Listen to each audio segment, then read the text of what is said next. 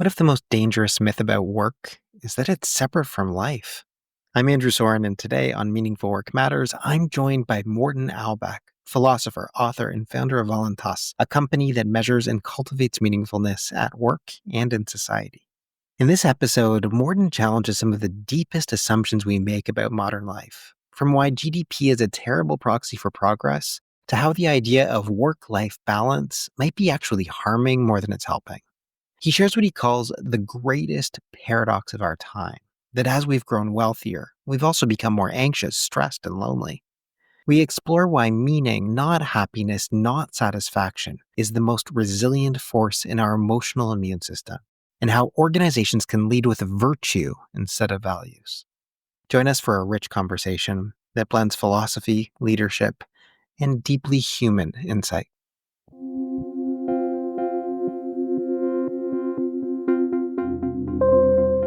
Welcome to the Meaningful Work Matters podcast. I'm your host, Andrew Soren, founder of Eudaimonic by Design. On this podcast, we'll dive into the world of meaningful work, explore its complexities, and examine its impact on people and the organizations they're a part of.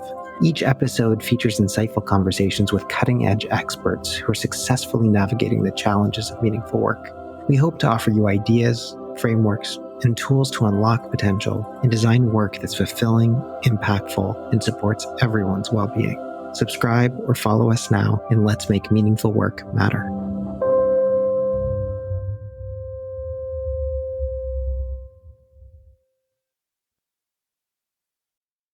Morten Albæk, it is a pleasure to be able to have you on Meaningful Work Matters. Thank you so much for joining the podcast today.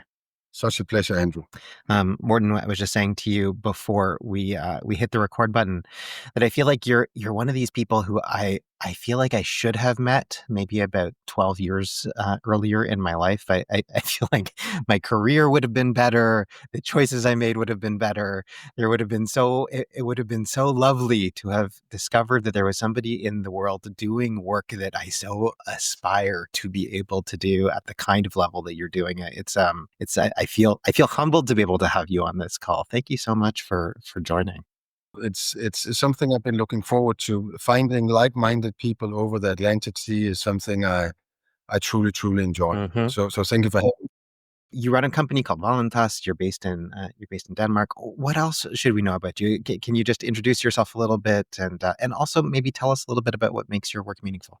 I would be happy to do so. So I am. I'm 49 years old. I'm turning 50 in a couple of months. Thereby, according to the last calculation of my expected end date, I have 34 years ahead of me. But actually, I manipulated that calculation because I lied about how much fruit I am eating on a daily basis. So it's probably less than 34 years. I have 3 children in the age of 5 to 22, all with the same woman.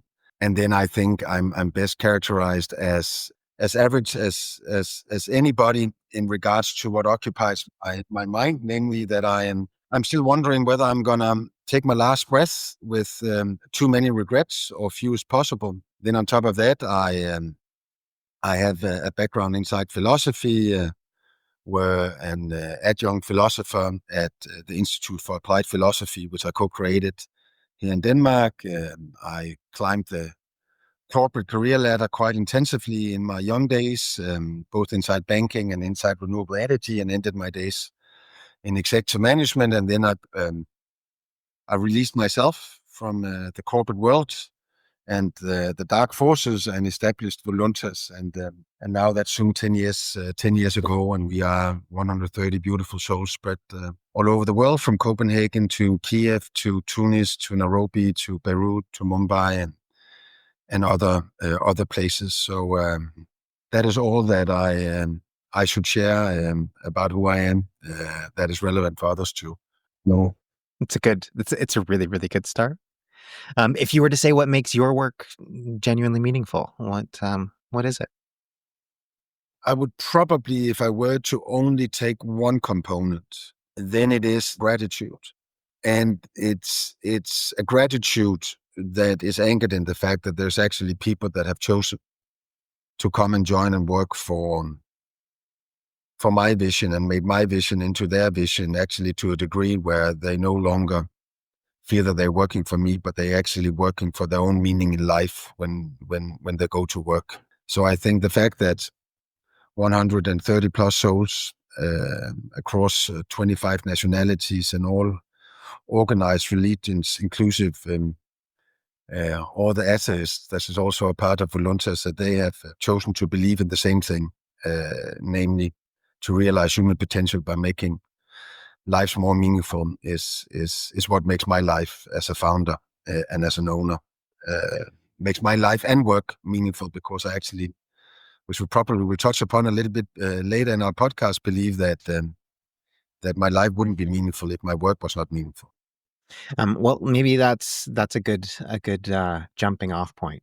You've articulated this notion in a number of places, but you talk about a great paradox that exists, and specifically that paradox being, that we, in this period of time, to use kind of Steven Pinker as the major example, it is the best of all possible times. From all sorts of different indicators, from life expectancy to health to child child education. Like, there's all sorts of indicators would say that we are living in the best of all possible times, and yet we seem to be like in a moment where meaning is dropping. Why? Like, Yes. why? What? Help us understand the way that you make sense of this paradox. I'm not only calling it a great paradox, I actually define it as the greatest paradox of our time. At least the greatest paradox for my generation to find a solution to how we dismantle it and erase it. And as you rightly say, Andrew, then the paradox is that on the one side, we're seeing socioeconomical progressions. We live longer, we get richer, we get better educated, and so on and so forth. And on the other side, we've never ever been documentally so lonely, worried, stressed, depressed, full of anxiety, and so on and so forth. And for me, it is a paradox that for the first time, that not only do we see progression of certain social economical metrics, and we are seeing on certain existentialistic parameters a regression, we actually are now living in a time where there is a negative correlation between increase in wealth and the average well-being of human beings existentialistically.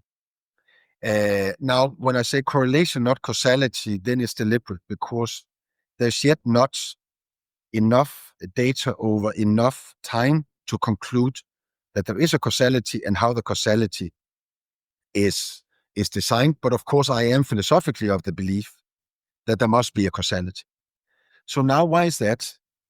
Of course, there is a couple of obvious things you can point out. There is that speed have become gods.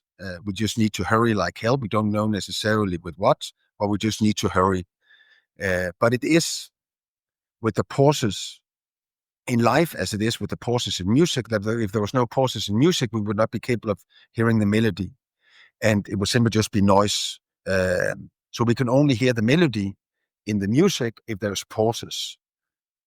The same goes with life, that if there's no pauses, then life also becomes noise, pauses in which we can reflect upon who we have become, who we want to be, who we are, what is meaningful and what is meaningless for us. So one of them is that we simply forgotten how to hurry slowly as human beings. Another one is that you could say, reasoning is that we have forgotten to accept, embrace imperfections, actually to the degree where we start to believe in the fact that there are human beings out there that are living perfect lives, despite that is philosophically quite easy to dismantle, because perfect lives can only be lived by perfect human beings, and perfect human beings doesn't exist because we all arrive imperfect to life. We either imperfect cognitively, physically, socially, emotionally. So we arrive imperfectly and we leave life imperfectly. And only, as I said, perfect human beings can live perfect lives. Since they don't exist, then there only exist imperfect lives, because there only exist imperfect human beings. But the beautiful thing here, and now we come perhaps to the essence of what I would like to share with you and the listeners. It is that an imperfect life can still be a meaningful life. Then there's two things we need to understand. The one thing is, of course, what is meaning and what is meaning not. And what does it actually mean to be in life? Not to be alive, but be in life as a human being. And I think we have been struggling quite a bit with both because we confused ourselves in the difference between meaning, satisfaction, happiness, and joy, which is four very distinctly different emotions inside the human mind and body. And we have also confused ourselves about that being human and then being full of humanness is not the same. You can easily be a human that is alive, that doesn't have an inch of humanness. If that wasn't the case, then humans couldn't be evil. Uh, so understanding what meaningfulness is and what humanness is for me what will bring the greatest paradox of our time and my generation Hmm. to its end is my hypothesis. And now the beautiful thing about being a philosopher is that you don't necessarily have to be capable of scientifically proving what you're saying. You just you have to provide a string of logical arguments for why it may be the truth. So I'm not saying what I'm saying. I think that's important that I carry the truth, but I may carry some arguments that will bring us a step closer to it. I think that there's a lot of good science that would reinforce your perspectives around the importance of reflection in our lives, the importance of imperfection, and appreciation of that, and this notion of, yes, we might all be human, but we might not all understand what humanness actually means in the context of what we do. Now, you say that you're a philosopher, but you're also a self-described capitalist, and I mean, some of the things that you do in your work is advocate strongly that not only as society but even organizations, we'd probably be better off if we were measuring meaning than we were if we were just measuring economic growth or GDP. Why? I think there's two reasons for that. Firstly, I do believe that, and that is something that was said long before I started to write anything, that what get a message gets done, what get message gets attention. Now, I believe that we should reformulate that sentence into that we should measure what we treasure.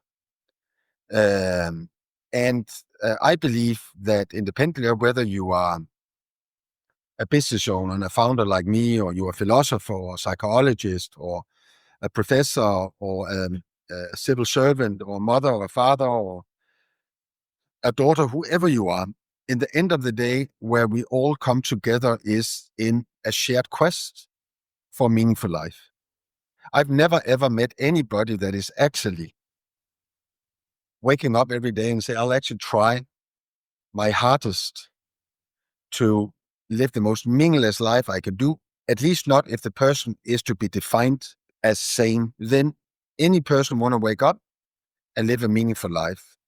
So since that is where we all come together, that's where we all become equal and alike, why isn't it then that we try to measure how well we are capable of making as many lives meaningful as humanly possible? Furthermore, if we start on a societal level, we have had GDP as the economical metric to measure societal progression.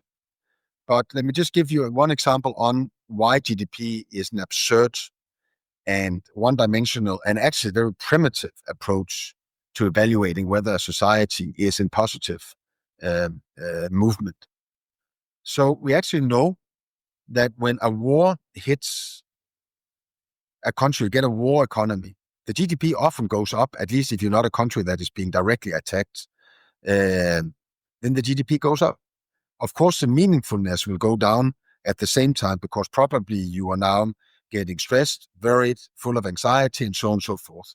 It's just one primitive, banal example of that GDP can go up very easily in events or during historical periods that is very, very negative for humanity, for humanness, and for meaningfulness.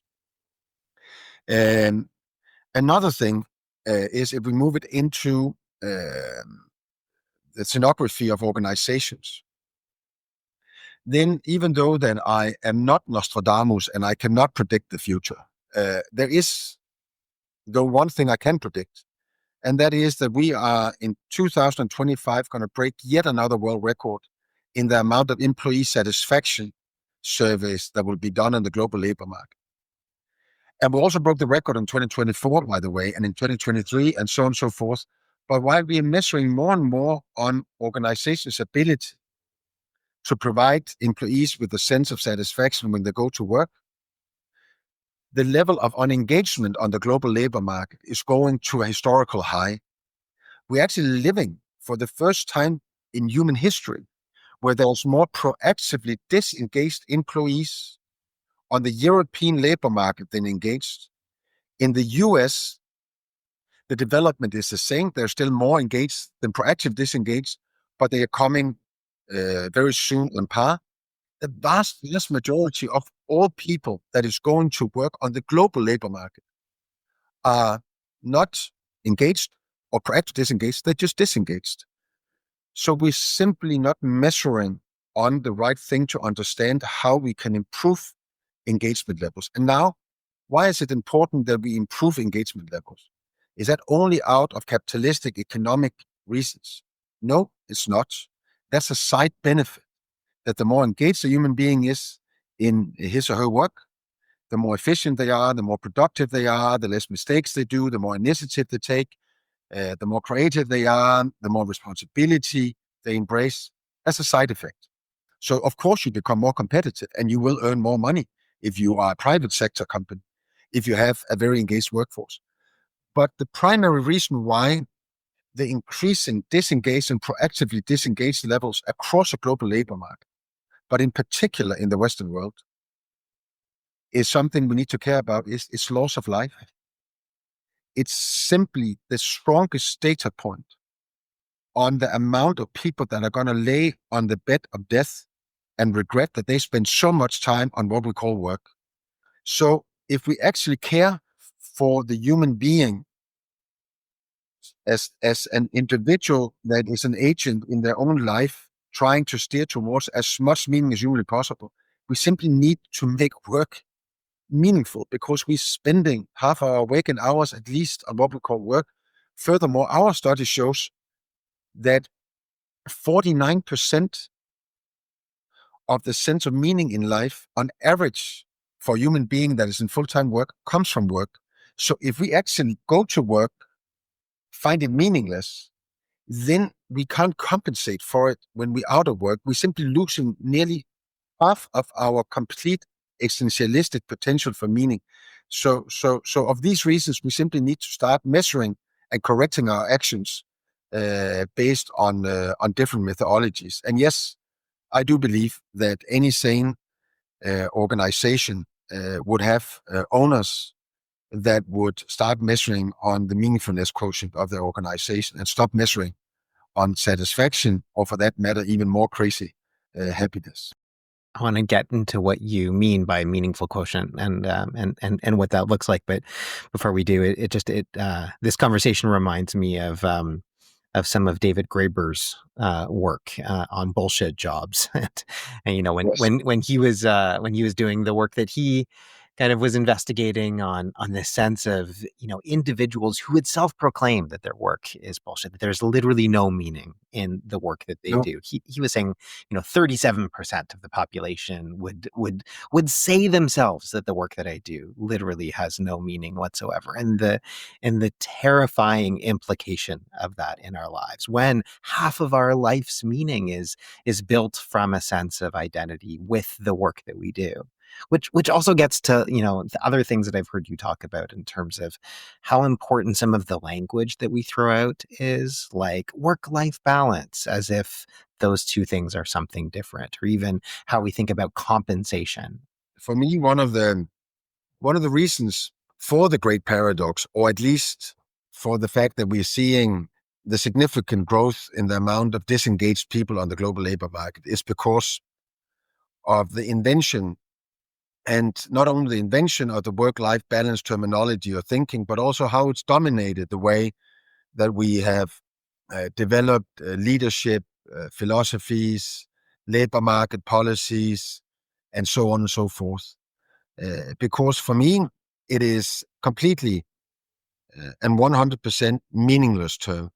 And it's also a dangerous term because it is manipulating us to believe that life should be lived in a manner which is completely impossible to execute. Let me try to explain why. So, firstly, work-life balance, meaning work should be balanced against life and life against work. Two things can only be balanced against each other if they are separated from each other and in opposition to each other. So that actually means that the term, in the way that it is linguistically created, is giving us the wisdom, and I mean that ironically, that life is something different than work, and work is something different than life, which is obviously bollocks. Life is, and all science, also the studies that we've been doing in Volunteer for the past 10 years are showing one thing, is completely the opposite, that work is weaved into life. Since work is an embedded part of life, then work is per definition intimate and existentialistic for human beings. It is something that is full of emotions. But that's just one reason why the term doesn't work. The other one is also that the work-life balance terminology is saying that life's opposition is work, why life should be balanced against it. But of course, when we think about it, the true opposition to life is death, and either you are alive or you're dead if you don't believe in zombies, White Walkers, or go to a voodoo priest. Furthermore, and finally, let's just say that it was correct that life was something different than work and work something different than life. They could actually be isolated. They were divided from each other and in opposition to each other. Then it wouldn't change the fact that the time that you're spending at work is time you're never ever going to get back. And of course, you should try to spend that in the most meaningful way anyway.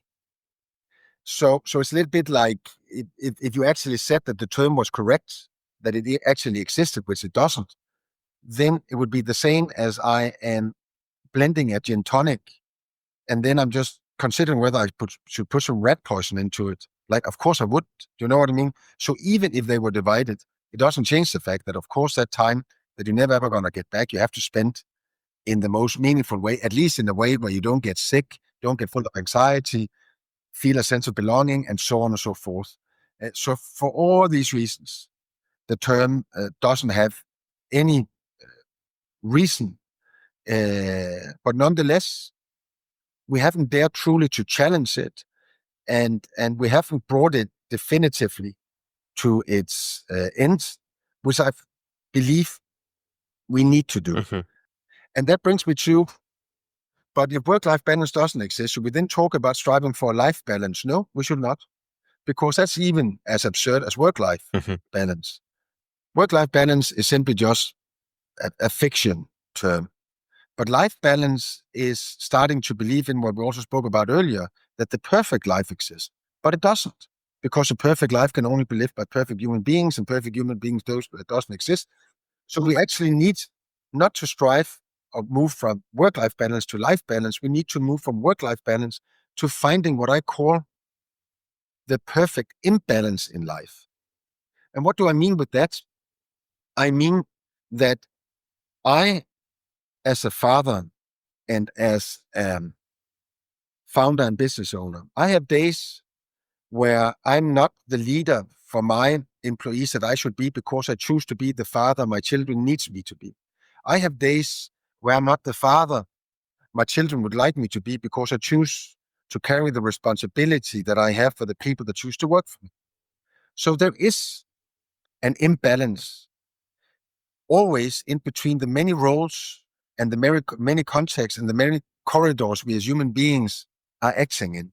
So what do I mean with the perfect imbalance? It is that these imbalances between the corridors, the context will always be there, but they need to have an imbalance that is no more than I still find my life meaningful. So I hope one day we'll stop talking about the work-life balance and we'll talk about finding the perfect imbalance in life. That resonates so much. It makes me think of, the way that the former U.S. Surgeon General described it in his kind of well-being and mental health guide from a workplace perspective. His model, his framework was work-life harmony. And Yes, to me, it goes back to the conversation you had about that's a good thing. music, right? Like, we can have dissonance, we can have harmony, not seeing these things as separate, but having, different domains, all sorts of different domains that feed each other Exactly. in different ways. The episode that will be last week's episode when this goes out is with a researcher whose name is T.L. Boyd, and T.L. talks about caregiving. And specifically Yes, non-traditional forms of caregiving that we largely rule as invisible in the work that we do. And yet those forms of caregiving give us a sense of meaning and purpose in our lives that is definitely. often so much more significant than the meaning and purpose that we might find at work. But even beyond that, the kinds of experiences that we have as a caregiver um, shape our capacity to be inclusive leaders, to be adaptive, to be resilient, to find character. We're a far better human being when we focus on our capacity for caregiving and then understand how we can bring that into work and the relationship between all of those things. Right. So again, just seeing not as, two distinct things as if we're living in, Apple TV's version of Severance, where we Oh, go into, but as truly a harmony or dissonance and the yes. imperfection of that trying to navigate every single day. Inspired by you saying about being a caretaker, taking care of other people. If you look at the definition of what meaning is, then a part of that is to believe that you are looking into a day tomorrow or a future where you will live a hopeful and dignifying life. And if you then look at the science in regards to stimulates your feeling of dignity the most, is actually when you help others. So taking care of others, having the capacity to be a caretaker is being generous to others while it could be others suffering, it could be others that can't make their day without people taking care of them. But you're actually also taking care of your own self-worth and your own self-respect. So no, I have to listen to that podcast because I'm a firm believer in the same. Mm. Let's talk about how you define meaning. We've had many guests on this episode try to define what they believe meaning and purpose is. One of the things that we know from the science is that there's so many definitions that exist of these things. So, how do you define meaning when it comes to work? What does Voluntas actually measure when it measures meaning? So now we have to differentiate between how I philosophically define meaning for human beings, and then in the context of work. Of course, they have clear overlaps and similarities, but it is two different avenues. There is life as such with all its corridors, and then there is the part of life that is called work, and how you measure and how you define is different. So let me start with how I define meaning or meaningfulness on an individual life, like on an individual and from a life perspective. And for me to answer that, I unfortunately, for you and the listeners, just need to touch upon the difference between satisfaction, happiness, and meaning. So satisfaction is a feeling that emerges inside the human mind and body when we have a need and that need is met or realized, meaning that satisfaction and need realization is one and the same thing. So if I would like a glass of water and I get a glass of water and a drink of it, I feel satisfaction. If I would like a little pay increase and I get a little pay increase, I feel satisfied. I order room service. They bring me what I want. I eat it. It tastes well. I feel satisfaction a couple of times. I order a taxi on a rainy day in rainy Thursday evening in Montreal, and it comes at time. I feel an aggressive sense of satisfaction. Now, as soon as we cognitively understand that satisfaction and need realization is one and the same thing, then we intuitively understand that, of course, satisfaction cannot be the guiding star for how I'm going to live a life with the fewest possible regrets and with the highest degree of dignity. Because if I want to live a life where I was satisfied all the time, it would actually mean that all my needs should be satisfied to all times. And if all my needs should be satisfied at all times, it would obviously and naturally and logically happen while the needs of others would be suppressed. Otherwise, I couldn't have my needs served all the time, because that would mean that all other human beings have the same needs as me, which they don't. Good. That brings us to, and just a little footnote, is just to say, as soon as you also understand and you know how to define satisfaction, then it also becomes extraordinarily ignorant to measure an employee satisfaction. Because what you're actually measuring is organization's ability to satisfy the needs of all employees at all times, which is completely, utterly impossible quest for any leader, any owner, any organization. We can't even serve the needs, all the needs of our spouses, of our elderly parents, of our children, of our absolutely most loved ones. Not even there can we give the promise that we can serve their needs at all times. So why should we ever do it to our employees? And actually, any employee that are listening to a leader saying that I'm going to serve all your needs, then you're talking to somebody that is completely, utterly untrustworthy. Now, that brings me to happiness. Happiness is something fundamentally different than satisfaction. Happiness are these extraordinary moments in life where life unfolds itself more poetically, more beautiful than normally. But since happiness, per definition, is tied to a moment, and the definition of a moment is something that comes and goes, then it is, per definition, impossible to be happy 365, 24/7. And those that will not accept the time constraint in the definition of happiness, then at least needs to accept the linguistical, semantical constraint in the definition of happiness, namely that it is the extraordinary moments. And if every moment were extraordinary, what would it become ordinary?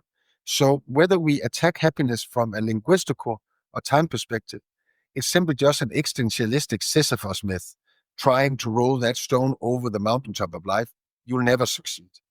Finally, and before I answer your very, very intelligent and simple question with the longest answer that have ever been broadcasted on the podcast, we just need to remind ourselves that dissatisfaction and satisfaction are two emotions that can't coexist inside the human mind and body. We either satisfied or dissatisfied, exactly as we cannot be both happy and unhappy at the same time.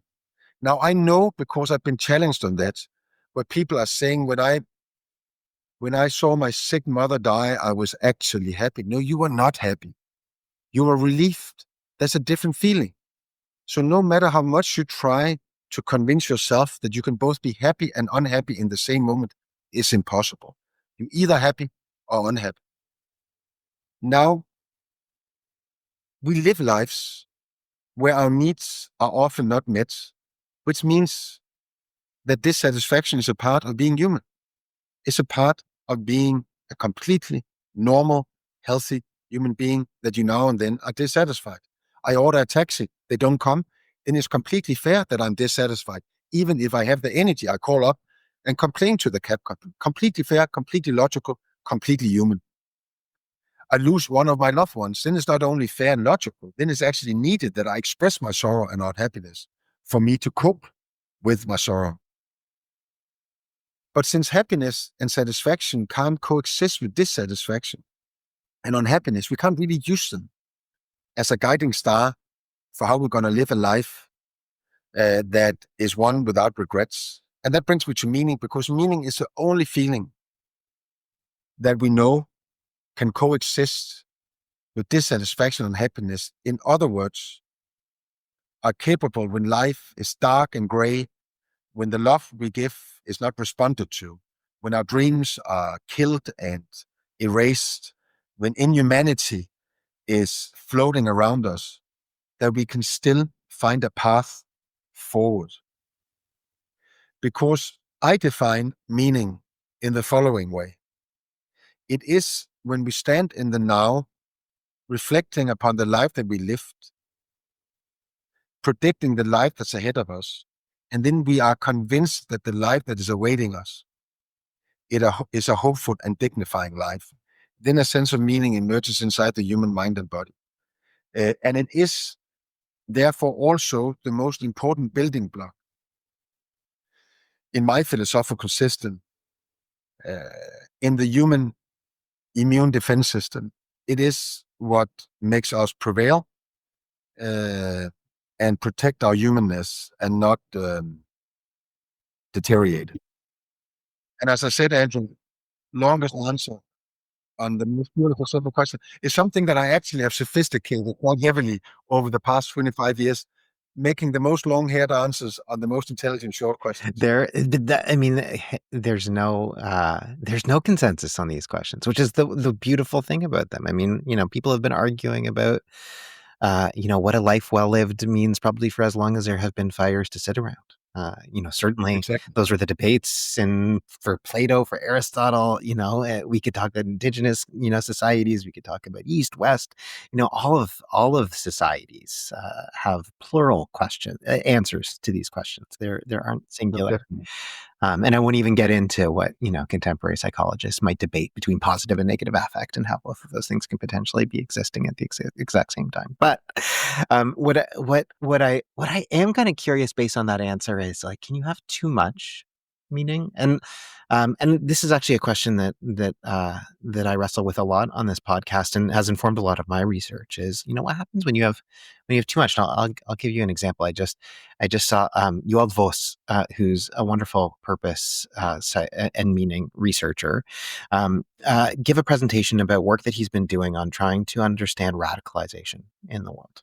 And he's specifically been working with, doing qualitative work with people who are extremely radicalized, skinheads who want to take down the world, like just this whole idea of, jihadists, like people who are consumed with a kind of ideology. And what he has noticed in his research is that many people become radicalized in an absence of meaning, in a search for meaning, Yes. in a quest for meaning. And once they do, they discover a sense of belonging. They discover a shared vision, a shared narrative. They find a why. Suddenly, there's a coherence in terms of what they are seeing. There's a gap between what people are saying and what they are doing, and a proposed solution. And also a sense of radical agency, like I can actually do something in this context. There's examples of leadership that light a way. There's all of these wonderful things that do exist within the context of individuals who find great meaning, but in a very morally challenging way for us. And so Yes. I'm curious. I'm curious if you have a perspective on that. I concur 100% with him. And I actually believe that the definition of meaning I just shared with you, namely that you're standing in the now, reflecting upon the life that you lived, and you're predicting that the life that's ahead of you is going to be a hopeful and dignifying life.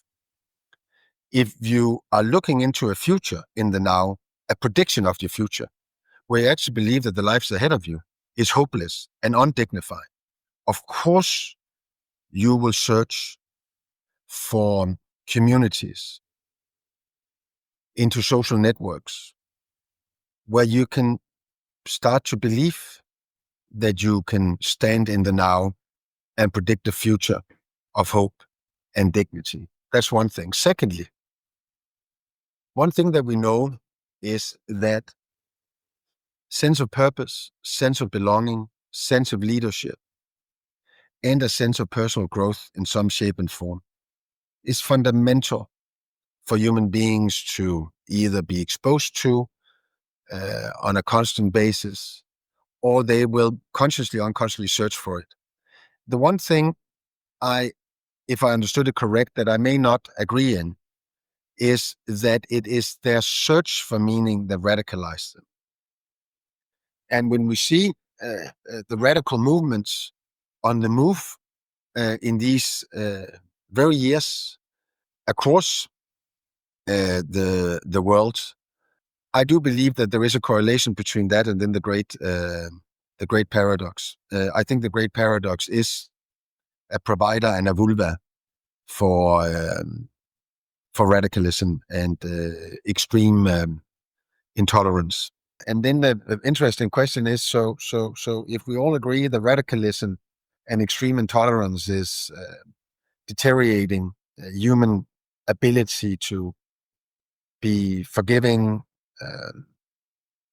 just being humans, being full of humanness, how do we then come about solving it? And now that's full circle back to perhaps we as societies to start to measure, monitor, and track something that is much more fundamental than anything we have tracked before. And that's the reason why my very, very modest, and some would say completely unrealistic dream is to provide all members of the United Nations with their own national meaningfulness index, so they can supplement that with the GDP and figure out whether they actually are on a route to erase radicalism or they are fertilizing the ground for more radicalism. If you truly measure what we treasure, we will measure what is the fertilizer of humanness. That is meaningfulness. When you become a person that is living a meaningless life, you lose your self-respect and your self-worth. And when you lose your self-worth and self-respect, you won't see fellow human beings as anything that has worth or anything you should respect. That's at least my equation to why things are as they are, but also how we get out of it. One question I have, especially in the context of Yale's work and in the context of some of the things that you've talked about, is the role of morality when it comes to meaning. And I've specifically heard, meaning researchers describe the fact that that the only way to do meaning research is to come at it from a morally neutral perspective. It's about what's meaningful for Yes. you, not necessarily what is meaningful objectively. And yet, I've heard you describe the difference between virtues and values. In Yes. organizations, we have values, on the walls or on websites that are supposed to, guide behaviors. But you take it up a notch and say those organizations should actually have virtues. And to me, it's Yes. a moral argument. So I'm curious if you have kind of any kind of last words as we start to kind of round out this conversation about the necessity for kind of virtuous morality. So the definition of meaning for a human being, that you are standing in the now, reflecting upon the life that you lived, and you're predicting a life that is hopeful and dignifying. Inside the space of work, Mhm.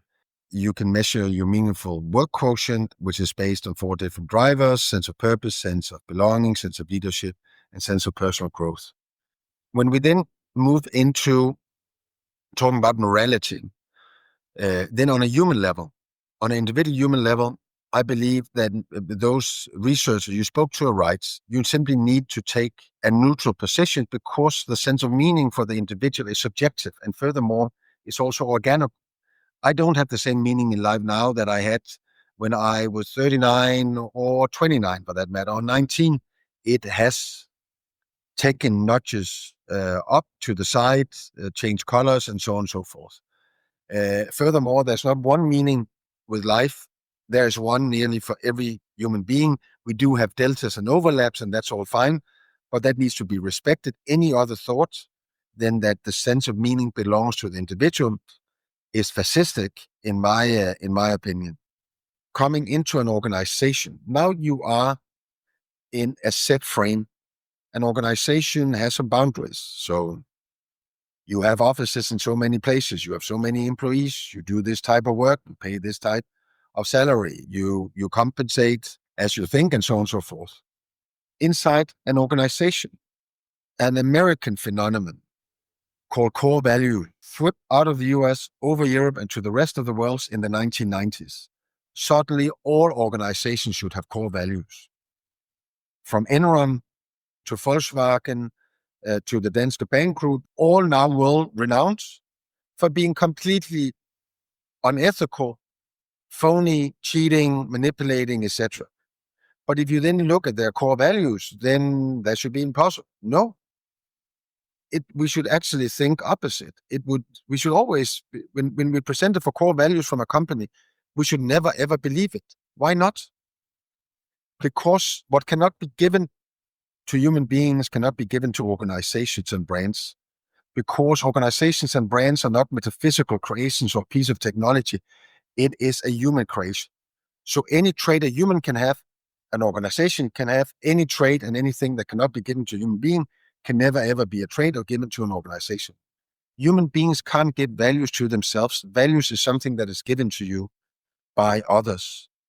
Companies can't give values to themselves. It's something that is given by the employees, by their suppliers, by their clients, by the surrounding society. It's a completely, utterly ignorant concept, core values. But what you can give as a human being to yourself, and what organizations thereby can also give you, is virtues. Because virtues is not something you're saying that you are. They're not statical like values. Furthermore, values also stem out of the language of economics and mathematics, and virtues out of the language of philosophy and morality. It is something you're striving to be. It's not something that you are, and you actually know that you're going to fail in it. So yes, I will tell you that I live a life out from the virtue of generosity. I may fail now and then, even towards you, and I want you, Andrew, to remind me. I want you to tell me when I'm not generous towards you, because I would like to master this virtue. There's no humbleness, there's no humanness, there's no realism in the concept of core values. I believe that core values should be replaced with core virtues, or corporate values should be replaced with corporate virtues. We should move from value-based leadership, which is as stupid as corporate values, into virtuous leadership. Are you actually leading in accordance with the moral compass that you as an organization have set out to try to steer yourself out from?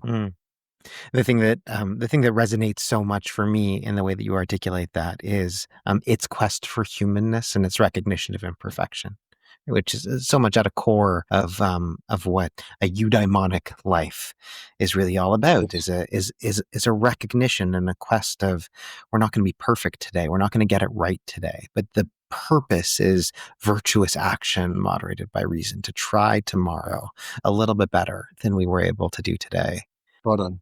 Thank you so much, Morten. I'm truly grateful for you sharing your wisdom today, for you helping us pause and so that we can hear the melody. That's one thing that I will take away from this conversation. So I think, Andrew, it was really, really a pleasure meeting such a fine soul like you. So thank you so much.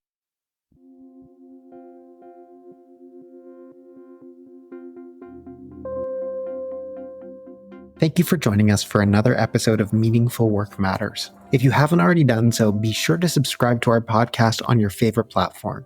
And if this episode resonated with you, please take a moment to leave us a review. Your feedback helps us make this podcast better and reach more listeners.